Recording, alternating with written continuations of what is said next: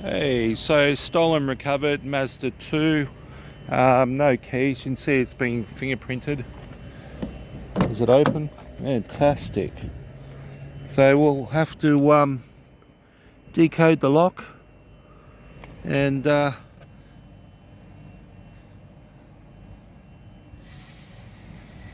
crazy things. Oh my god. This looks like this was a social media theft.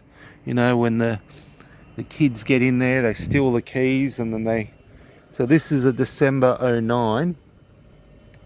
Who tags a steering wheel like that? Like, seriously. Look at the fingerprints. This is just from Reedy Towing, or Reedy, whatever you want to say. A little bit of damage. That looks like that's been done before.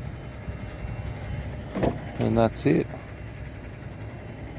Alright, so let's get into it. Stolen recovered. And just stuff. So we'll make a key for it.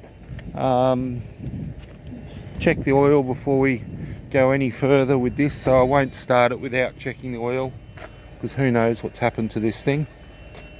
Alright, let's get into it.